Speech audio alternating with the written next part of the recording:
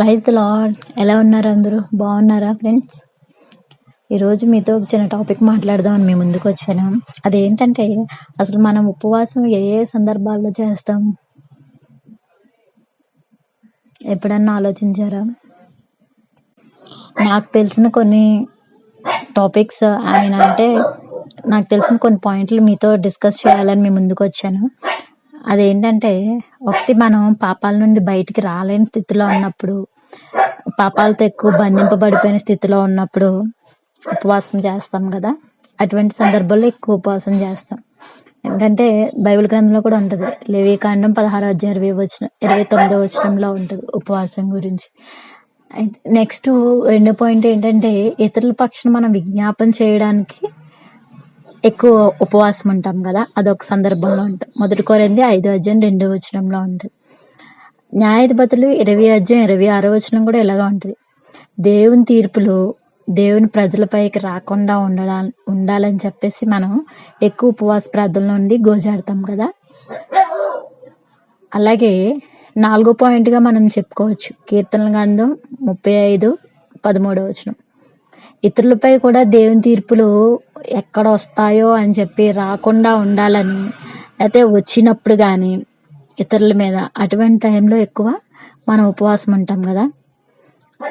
2 సమూయేలు 14:23 కూడా ఉంటుంది. ఇంకొక పాయింట్ ఏంటంటే, కుటుంబ రక్షణ కోసం మనం ఎక్కువ ఉపవాస ప్రార్థనలో, అంటే మనం రక్షింపబడితే సరిపోదు కదా, మన కుటుంబంలో ప్రతి ఒక్కరూ రక్షింపబడాలని ఎక్కువ ఉపవాస ప్రార్థనలో గోజాడతాం కదా. అపోస్తలుడైన పౌలు గారు కూడా అపోస్తల కార్యం 10వ చెప్తా ఉంటారు.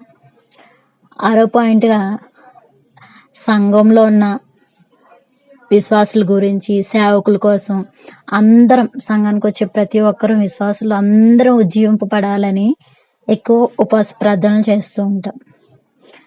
7వ పాయింట్గా మనం ఏం చెప్పుకోవచ్చు అంటే, పశ్చాత్తాపడడానికి. యోనా గ్రంథం మనం చూసుకోవచ్చు. యోనా గారు అక్కడ ఆ నినేవే ప్రజల మీదకి ఉపద్రవం వస్తున్నప్పుడు వాళ్ళు ఎంతగా దేని వైపు తిరిగి పశ్చాత్తాపడ్డారో అక్కడ మనం చూడొచ్చు కదా. ఎప్పుడైనా మనం దేవునికి దూరంగా జరిగిపోయినప్పుడు కానీ, పాపంలో మరలా పడిపోయినప్పుడు తిరిగి రెన్యువల్ అవ్వడానికి, ఎక్కువ పశ్చాత్తాపడానికి మనం ఎక్కువ ఉపవాస ప్రార్థనలో గడుపుతూ ఉంటాం కదా. 8వ పాయింట్గా మనం చూస్తే, సమస్యల నుంచి విడుదల పొందడానికి.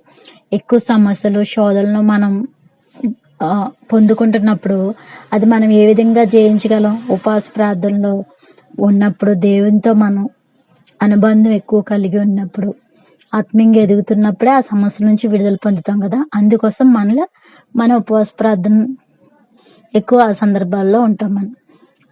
లాస్ట్ పాయింట్ అంటే 9వ పాయింట్, ఎక్కువ సమస్యల్లో మనం ధైర్యాన్ని కోల్పోతూ ఉంటాం. ఆ ధైర్యం కోల్పోయినప్పుడు సమస్యల్లో కృంగిపోతూ ఉంటాం కదా. సో అలా కృంగిపోకుండా ఉండాలని చెప్పేసి, ఆ సమస్యల నుంచి జయం పొందుకోవాలని చెప్పి మనం సమస్యల్లో జయము పొందుకోవడానికి ఎక్కువ ఉపవాస ప్రార్థనలో ఉంటాం. 2 కొరింథీ 20:3-12 ఉంటాయి. నాకు తెలిసిన కొన్ని సందర్భాలు చెప్పాను. మీకేమన్నా తెలిస్తే కామెంట్ చేయండి ఫ్రెండ్స్. మీకు నచ్చితే ఈ వీడియో లైక్ చేయండి, షేర్ చేయండి. Thank you. May God bless you.